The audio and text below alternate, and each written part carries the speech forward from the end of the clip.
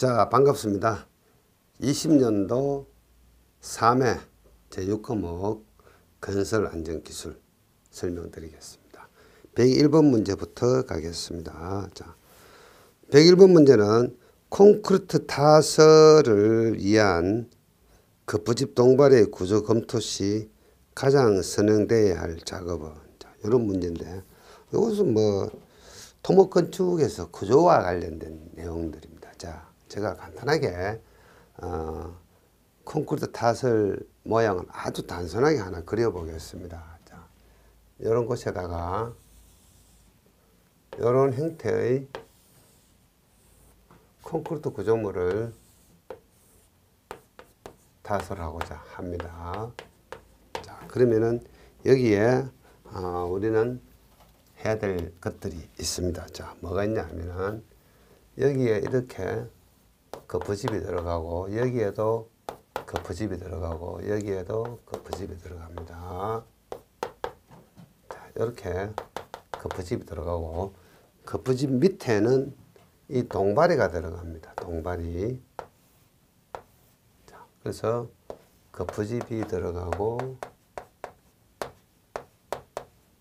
그다음에 동바리가 들어갑니다. 그래서 이 거푸집과 동바리의 어떤 구조를 계산하기 위해서는 제일 중요한 게 뭔가 하면, 재료인 이 콘크리트가 밑으로 내려 누르는 하중이 있습니다. 하중. 자, 이 하중에는 이런 어떤 고정 하중이라 그래서 이 콘크리트의 무게가 있고, 그 다음에 작업 하중이라고 또 있습니다.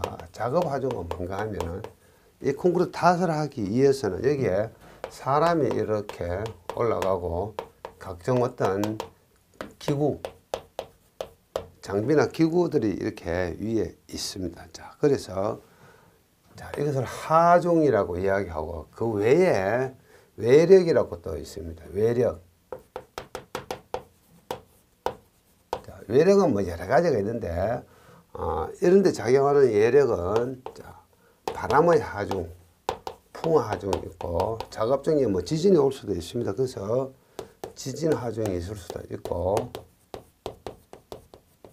그 다음에 작업을 하다 보면은 뭐 뭔가 이렇게 부닥칠 수도 있습니다. 그래서 이 충격 하중이 있을 수도 있고, 이러한 하중과 외력이 여기에 어떻게 작용할 건지를 먼저 계산을 합니다. 그래서 제일 먼저 하는 게 하중과 외력. 자, 그러면 두 번째는 뭘 해야 되겠습니까?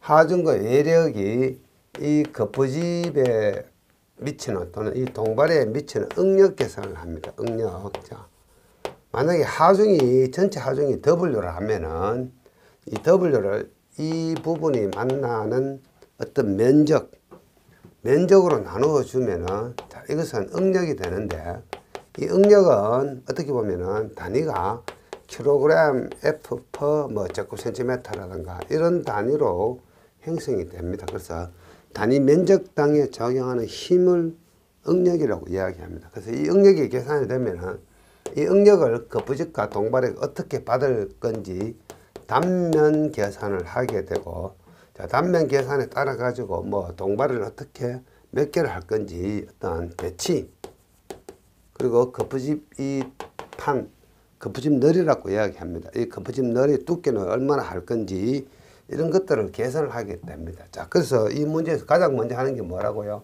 하중과 외력을 산정을 해야 된다. 가장 먼저 할 일입니다. 자, 그래서 문제 지문에 보시면은 가장 먼저 해야 될 게 외력과 하중 종류와 크기를 산정을 하고, 그 다음에 응력을 구합니다. 응력을 구하고, 그 다음에 단면 계산을 하고 동발이 어떤 간격을 결정을 하는 그런 순으로 구조 계산을 하고 검토를 하게 된다. 이렇게 이제 생각하시면 되겠습니다.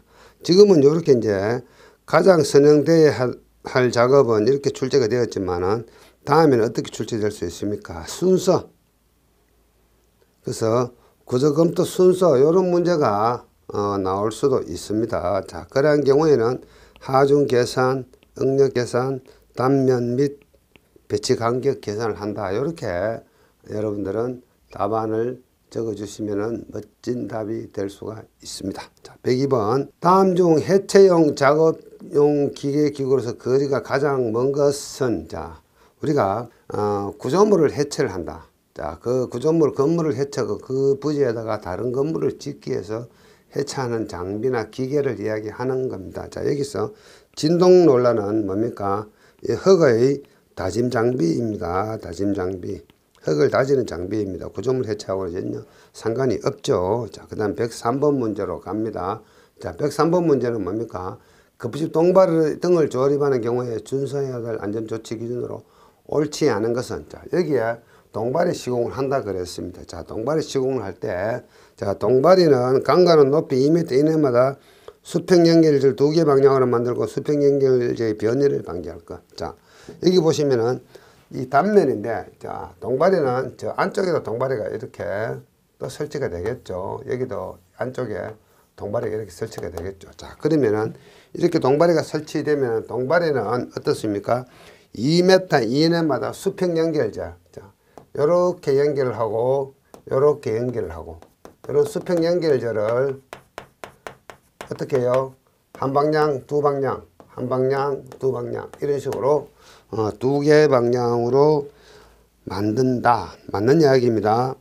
자, 그 다음에 동발으로 사용하는 파이프 서포트는 3개 이상 이어서 사용하면 안 된다. 자, 결국은 이 동발에는 1개, 2개만 이어서 사용을 해야 됩니다. 3개는 이어서 사용할 수가 없습니다. 자, 그 다음에 동발으로 사용하는 파이프 서포트를 이어서 사용할 경우에는 4개 이상의 볼트 또는 전용 철문을 사용할 것. 자, 이런 동발에는 파이프로 되어 있는데, 자, 이 동발의 구조가 어떻게 되어 있냐 하면은 여기다 그리겠습니다.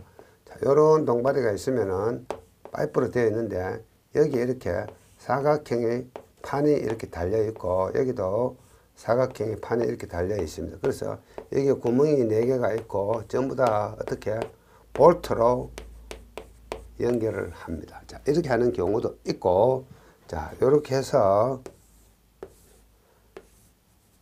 요런 식으로, 자, 암수가 나누어져 있고, 여기서 이렇게 핀이 이렇게 있어 가지고 이렇게 연결하는 전용 철물로 할 수도 있습니다. 자, 근데 우리가 규정상 동발이의 이음은 어떻게 한다고요? 동발이 이음은 서로 맞대미음을 한다. 이렇게 되어 있습니다. 자, 여기서 중요한 것은 4개 이상의 볼트. 자, 볼트 하면 당연히 4개 하는 거 아닙니까? 자, 그 다음에 교차 가시를 설치할 것.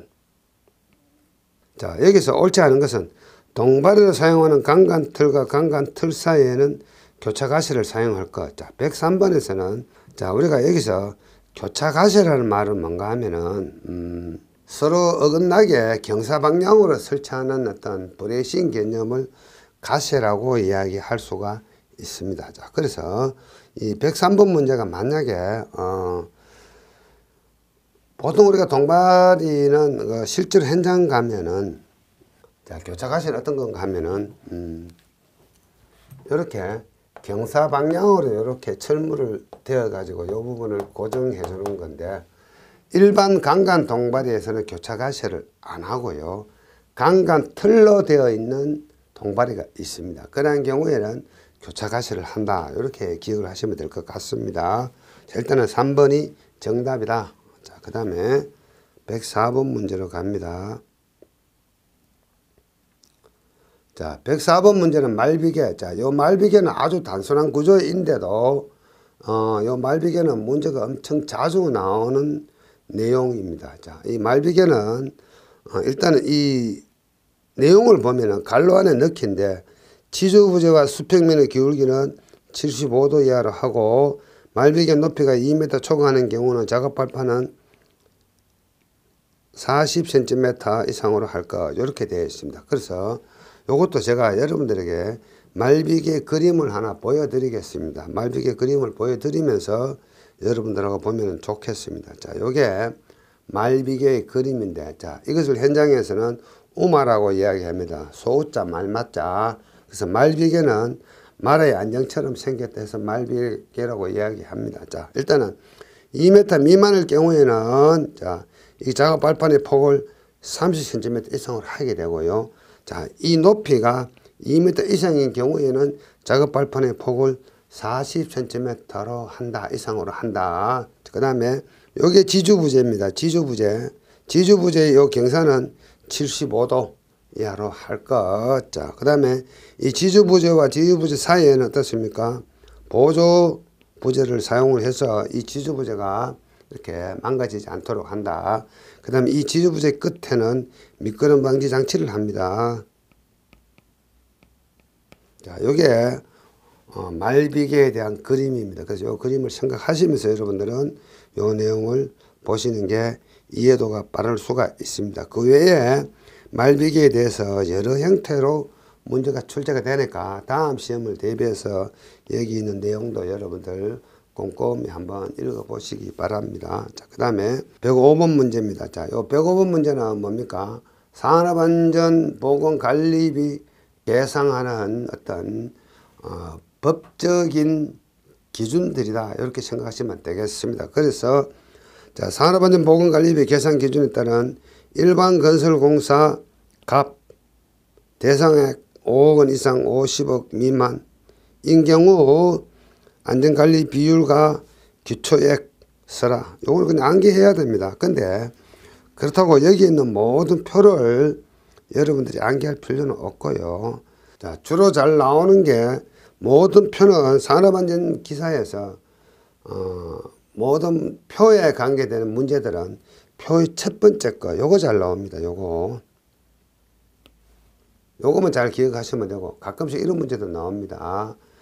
이 대상 건설공사의 종류 5가지 중에 아닌 것은 이런 문제가 나오는 경우도 있습니다. 종류도 암기하는 게 좋겠습니다. 그리고 숫자는 첫 번째 줄에 있는 거 요것만 암기하고 계시면 될 것 같습니다. 자, 그 다음에 106번 문제입니다. 자, 터널 작업 시 자동경보장치에 대해서 당일에 작업 시작 전 점검할 사항으로 옳지 않은 것은 터널에서 왜 경보장치를 설치를 하느냐. 자, 이런 터널 공사를 하는데, 자, 여기서 이렇게 지하에 이렇게 터널 굴지를 합니다. 이런 식으로 해서 터널 이런 방향으로 굴착해서 공사를 하게 되는데, 자, 그러다 보면은 이 집안 속에서 집안의 어떤 종류에 따라 가지고 CH4 이 메탄가스가 나오는 경우가 있습니다. 메탄가스가 나와서 폭발을 일으킬 수도 있고, 좀 드문 현상이지만은 이런 현상이 있을 수도 있고, 그 다음에 자, 지하 공간은 뭡니까? 밀폐 공간이죠. 자, 밀폐 공간에서는 어떻습니까? 산소 결핍이 될 수도 있습니다. 산소 결핍. 그래서 터널 공사할 때는 지상에서부터 이렇게 이것을 수직구 또는 수직경이라고 이야기하는데, 지상에서 이렇게 송풍기를 가지고 이런 식으로 바람을 송기를 하게 됩니다. 송기. 그래서 이렇게 공기를 외부로부터 공급을 하게 됩니다. 밀폐 공간이기 때문에. 자, 그래서 자, 산소 결핍, 즉 산소 농도를 측정한다든가 이런 위험성 가스, 폭발성 가스의 어떤 농도를 측정한다든가 해서 문제가 있으면은 경보를 울려주는 것을 우리는 경보기라고 이야기할 수 있겠죠. 그래서 자, 이 터널 경보기, 자동 경보 장치하고 관계없는 것. 자, 자동 경보 장치에는 금지부가 이상이 있는지 없는지 확인해야 되고, 경보 장치의 작동 상태, 계기의 이상 유무 확인해야 됩니다. 조명 시설하고는 어떻습니까? 자동 경보하고는 전혀 무관한 이야기가 되겠죠. 자, 107번으로 갑니다. 자, 107번 문제는 강간틀 비계를 조립해서 사용하는 경우 기준입니다. 자, 길이가 띠장 방향으로 몇 미터 이하이고 높이가 몇 미터 초과하는 경우에는 몇 미터 이내마다 띠장 방향으로 버팅 기둥을 설치할 것. 자, 띠장 방향으로 4m, 높이가 10m, 그 다음에 요거 10m, 요게 답이죠. 자, 요것은 법규적인 내용이기 때문에 여러분들은 요것은 법에 있는 내용을 그대로 따라가셔야 되는데, 자, 그러면 여기서 말하는 강간틀 비계가 뭐냐? 자, 요게 강간틀 비계가 되겠습니다. 요 강간틀 비계. 자, 요것이 강간틀입니다. 요거 공장에서 만들어 오죠. 여기서 강간틀이 이렇게 있으면은 마주보고 강간틀을 설치하고 여기에 이렇게 철물들을 설치를 하고 발판을 설치하고 가세, 요게 교차 가세입니다. 가세를 설치를 합니다. 그래서 여기서 여기까지의 어떤 길이 개념과 이 높이 개념에 따라 가지고 어떻게 하느냐. 자, 띠장 방향으로 요것들이 전부 띠장인데 벽체에서부터 띠장 쪽으로 어떻습니까? 이 버티는 기둥을 설치해서 이 강간틀 비계가 뒤로 넘어지지 않도록 하는 조치, 이것을 이야기하는 겁니다. 자, 그래서 다시 한번 보겠습니다. 띠장 방향으로 4m 이하이고 높이가 10m 이상일 경우에는 버틴 기둥을 10m 이내마다 설치를 한다. 이렇게 이제 생각하시면 되겠고, 108번 문제, 이것도 마찬가지입니다. 이것은 엄청 자주 나오죠. 자, 집안의 종류에 따라 가지고 굴착면의 기울기 기준으로 옳은 것은, 자, 이것은 뭡니까? 요 숫자들을 암기해야 된다고 말씀을 드렸죠. 자, 요 내용들입니다. 자, 요것도, 자, 보시면은, 자, 우리 교재와 좀 다르게 순서를 여러분들, 흙인 경우에는 건습 사질도 또는 모래라고 얘기해야 됩니다. 그 다음에 경연, 풍암, 요것들은 안반입니다. 그래서, 자, 건지일 경우가 습지일 경우보다 더 안전합니다. 그 다음에 경암일 때가 연암일 때보다도 풍암일 때보다도 더 안전합니다. 그래서 안전할수록 이 경사도를 더 급하게 해도 됩니다. 자, 1이면은, 자, 경암인 경우에는 여기 0.3이면 됩니다. 근데 연암은 좀 불안정하니까 요 폭이 좀 더 넓어지겠죠. 그래서 이런 경우에는 얼마요? 0.5 정도로 합니다. 요거죠. 요거. 그 다음에 풍암일 때는 연암보다 더 불안하니까 요 폭을 0.8까지 이렇게 한다. 요 그림하고 요 숫자를 보시면은 여러분들은 쉽게 암기를 할 수가 있습니다. 자, 0.3, 0.5, 0.8. 3 더하기 5는 8이 되네요. 우연히. 자, 건지는 안전하니까 0.5나 1.1. 0.5나 1 정도 건지는 안전하니까. 자, 습지는 불안정하니까 1이나 1.5 정도 한다. 자, 사질도는 의외로 흙 자체는 단단하지만은 안식각이라 그래가지고 흙을 쌓아놓으면 잘 흘러내리는 게 모래입니다. 그래서 모래는 충분한 폭을 줘야 됩니다. 1.5 정도 준다. 이렇게 생각을 하시면 되겠습니다. 그냥 무작정 암기하는 것도 중요하지만은 이런 원리를 알고 암기하면 암기가 쉽죠. 자, 0.358 이렇게 암기를 하는 겁니다. 3 더하기 5는 8이 되더라. 이해 되시겠죠? 자, 암기도 요령이 있습니다. 109번 문제로 가겠습니다. 자, 동력을 사용하는 항타기 또는 항발기에 대해서 무너짐 방지. 준수상으로 옳은 것은 사실은 지금 제가 여기에 있는 내용을 보면은 잘 이해가 사실은 안 돼요. 실제 현장에서는 이렇게 안 합니다. 실제 현장에서는 이런 방식으로 항타, 항발기를 가동하지 않습니다. 그렇지만은, 자, 법규에 그렇게 나와 있기 때문에, 자, 여기서 여러분들이 좀 생소한 단어들이 많이 나옵니다. 연약 집안에 설치하는 경우에는 각부, 가대의 침하를 방지하기 위해서 깔판, 깔목 등을 설치할 것. 자, 우리가 이렇게 합니다. 자, 여기 집안에 있으면은 연약하든 하지 않든 항타기나 항발기를 사용할 때는 여기다가 요 두께가 22mm 이상 되는 2.2cm죠. 통상 25mm짜리를 씁니다. 이런 철판을 깔고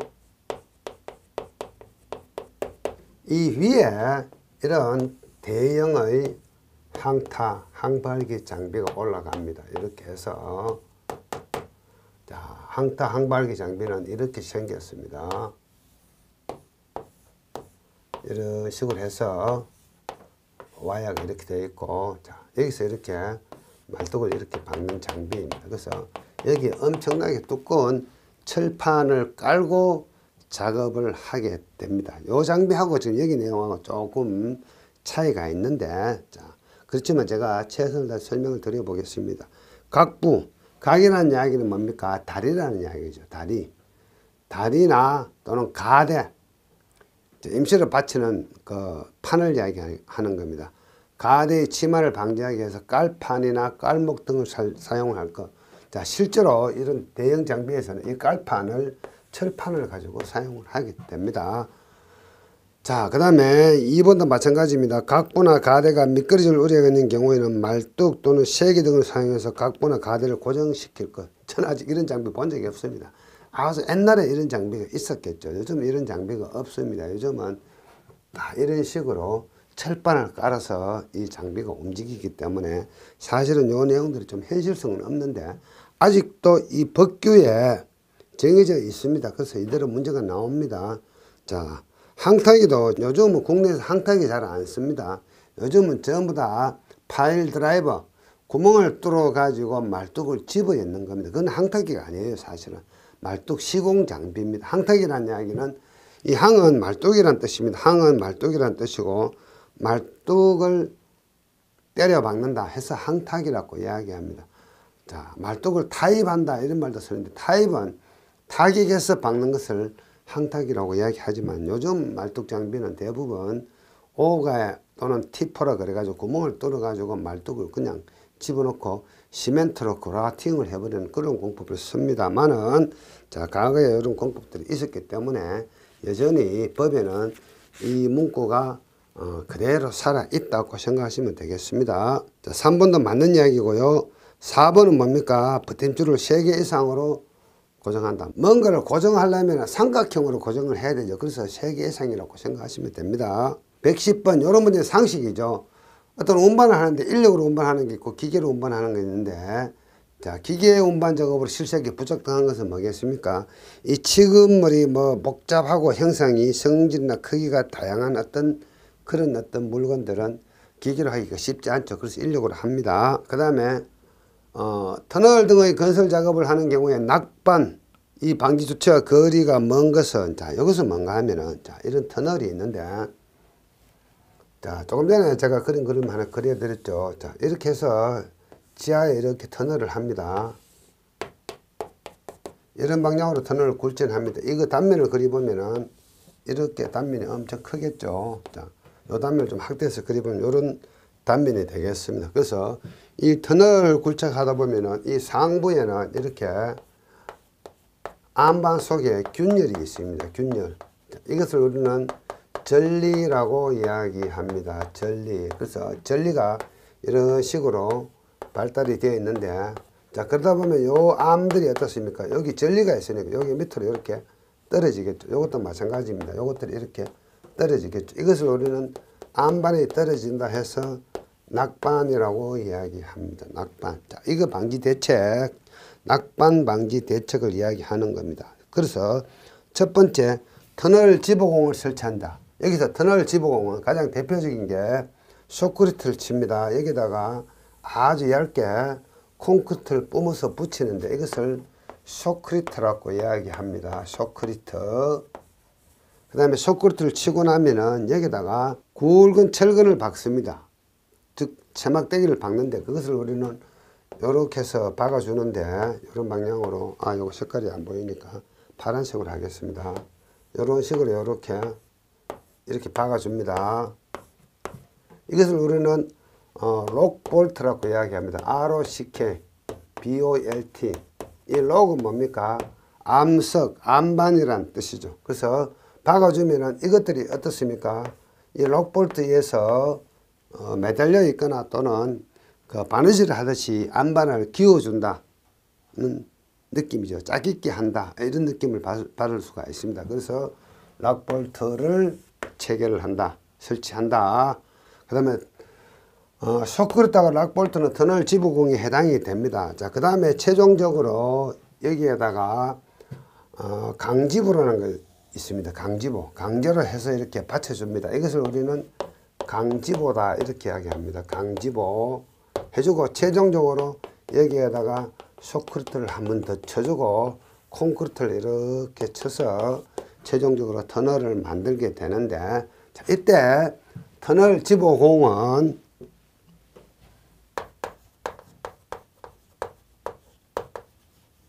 이 터널 지붕공은 자, 쇼크리트, 그 다음에 록볼트, 강제로 만든 강제 지보, 이것들을 우리는 터널 지보라고 이야기를 합니다. 자, 결국은 뭡니까? 록볼트는 터널 지보공의 한 종류에 해당이 되는 거죠.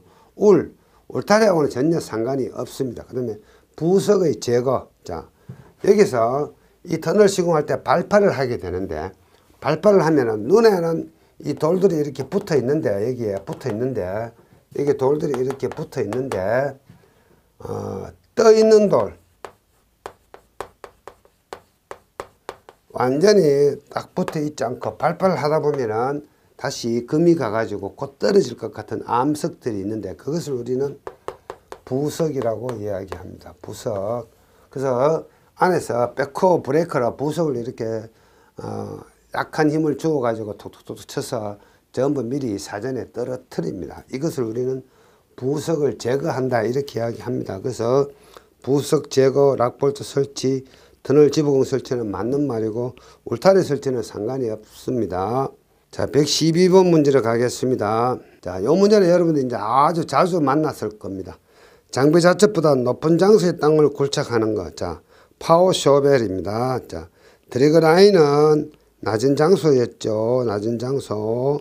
불도저는 뭡니까? 그냥 땅을 굴착해서 밀고 가는 장비고, 크람쉘은 뭡니까? 수중이나 깊은 곳,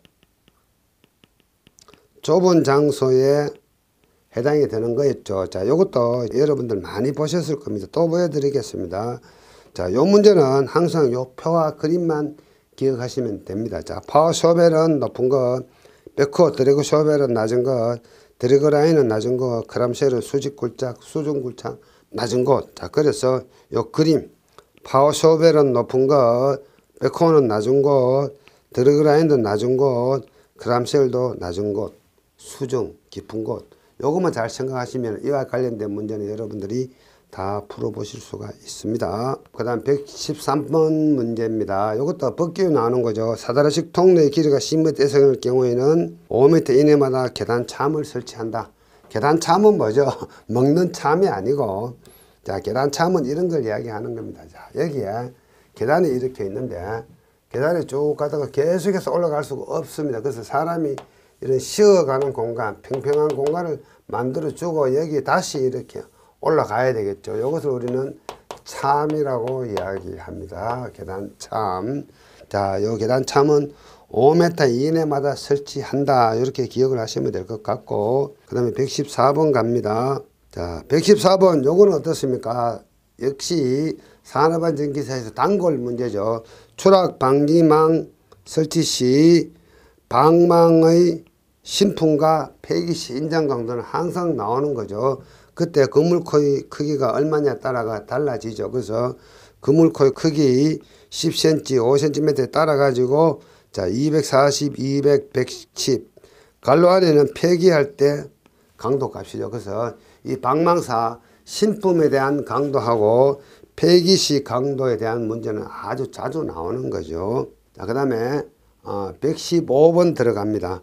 타워 크레인 이야기입니다. 타워 크레인을 자 자릿고라는 이야기는 스스로 넘어지지 않고 서 있을 정도의 높이를 자릿고라고 이야기합니다. 자, 설치할 때 지지 벽체가 없어서 와이어로프를 지지하는 경우 준수상으로 옳지 않은 것은, 자, 우리가 건설 현장에서 이런 타워 크레인은 두 가지 방법으로 시설을 합니다. 자, 첫 번째는 여기 이렇게 아파트나 건물이 이렇게 올라가면서 자, 여기에 타워 크레인을 이렇게 설치를 하는데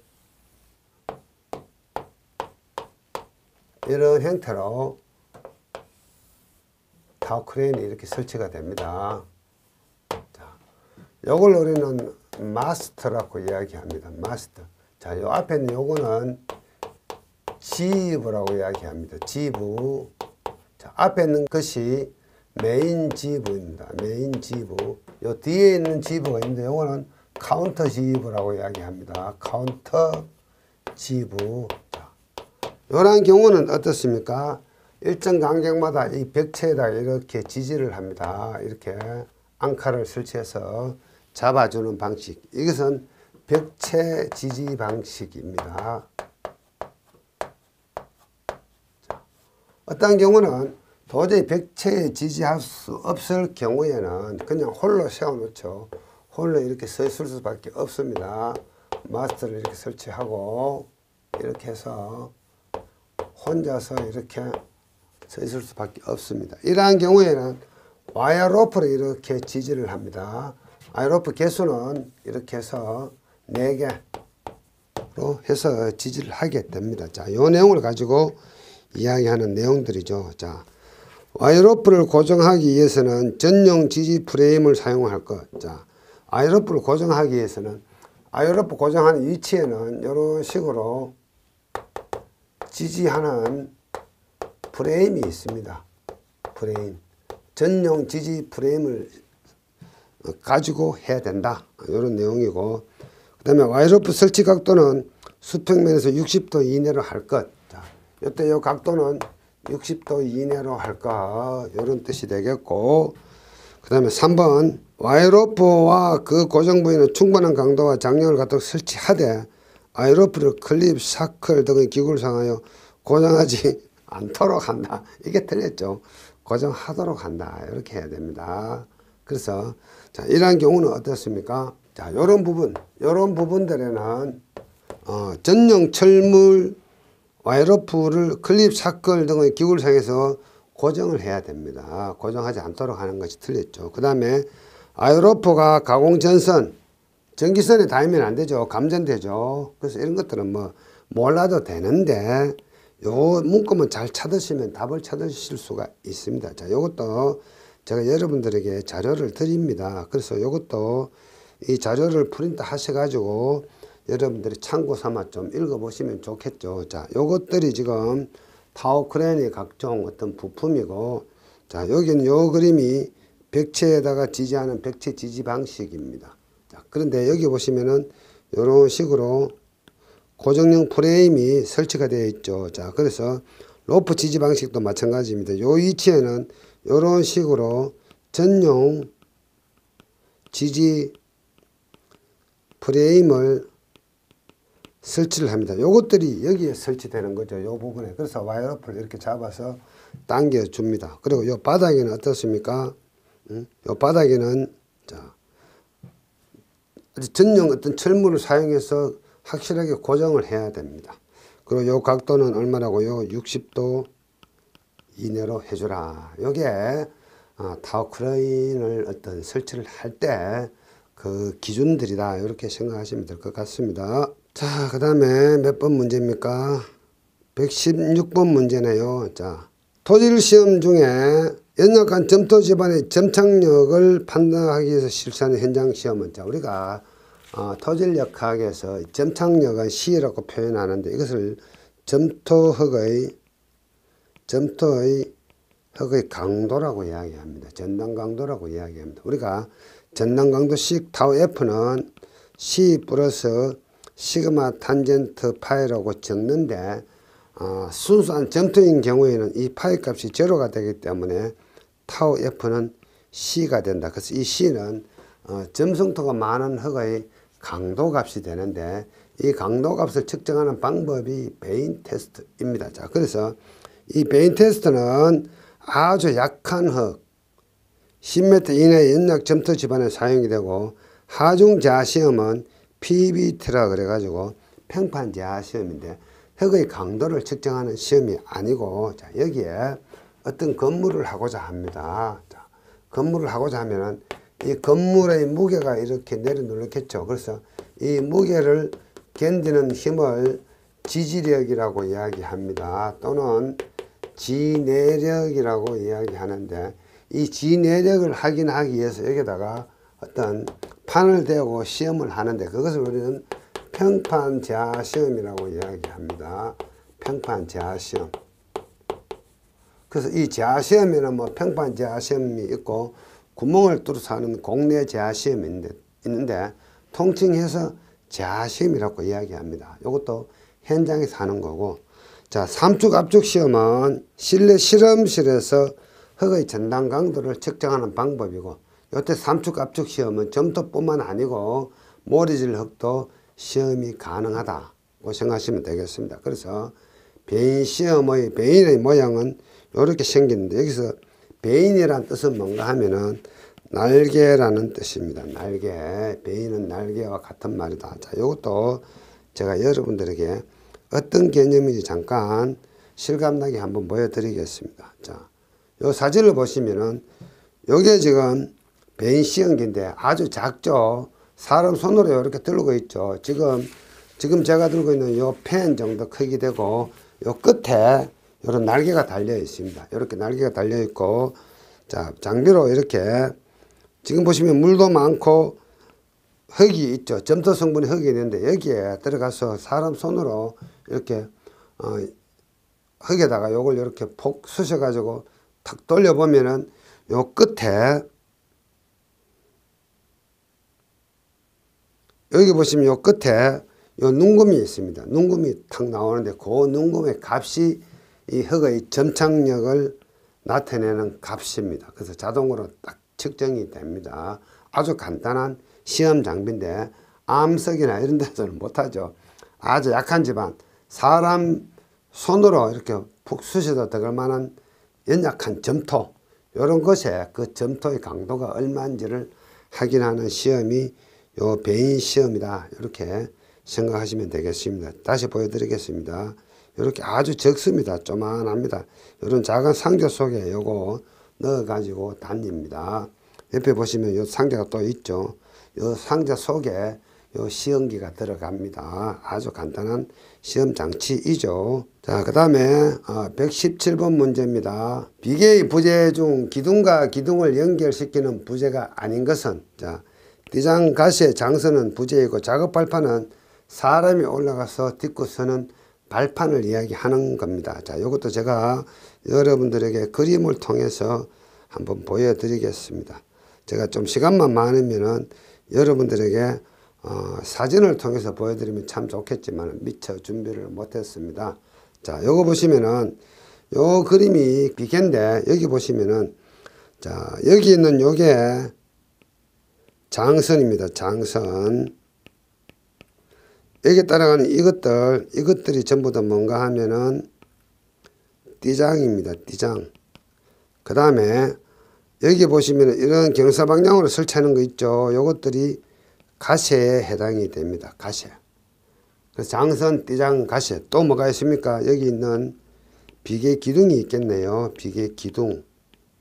이런 것들이 비계를 구성하는 부품이 되겠네요. 자, 그래서 다시 보겠습니다. 띠장, 가세, 장선은 뭡니까? 비계의 부재 중 기둥과 기둥을 연결하는 부재입니다. 작업 발판은 뭐였죠? 작업 발판은 그리고 나서 비로소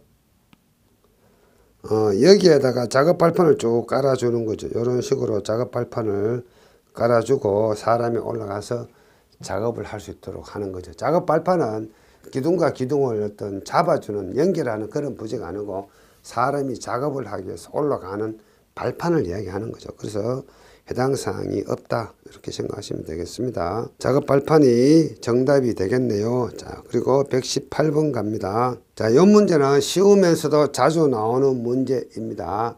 항만 하역 작업에서 선박 선강 설치 기준 옳지 않은 것은, 자, 1번입니다.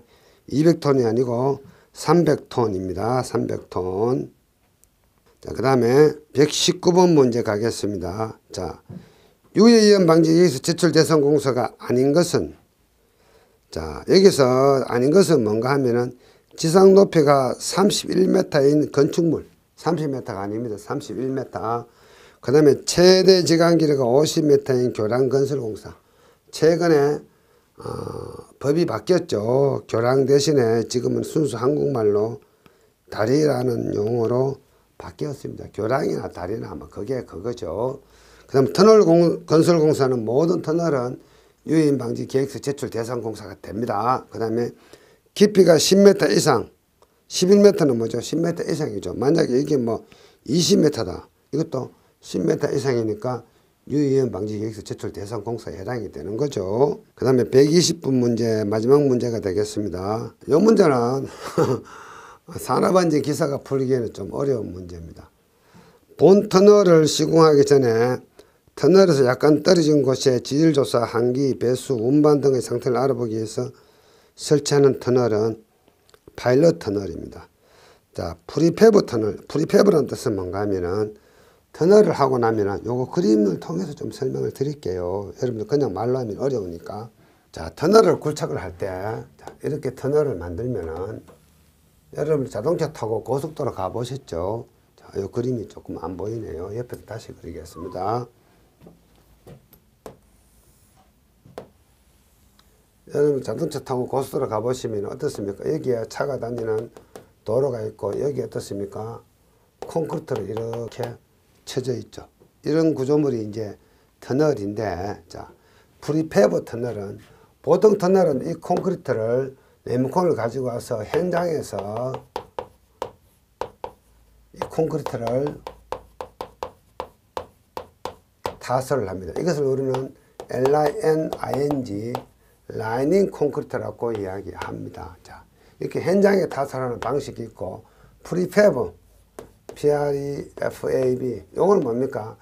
이것들을 한 조각 한 조각씩 공장에서 만들어 와서 터널을 발파하고 굴착한 상태에서 여기다가 이것들을 조립하는 방식이 있습니다. 자, 이 조립하는 방식은 자, PCL 터널, 프리캐스트 콘크리트 라이닝이라는 PCL 터널이 있고 우리가 이런 거 많이 들어보셨을 겁니다. SHIELD 실드 TBM 공법이라고 있는데 이 실드 TBM 공법에서는 굴착을 하고 뒤따라가면서 공장에서 만드는 이런 콘크리트 조각을 조립을 해서 붙여가면서 시공을 하게 됩니다. 자, 이것을 우리는 프리패브 터널이다 이렇게 할 수 있고 뭐 우리가 터널 용어 중에서 그다음에 실드 터널, 자, 요게 실드 터널에 해당이 되고요. 파일럿 터널. 자, 파일럿이라는 뜻은 뭡니까? 파일럿, PILOT.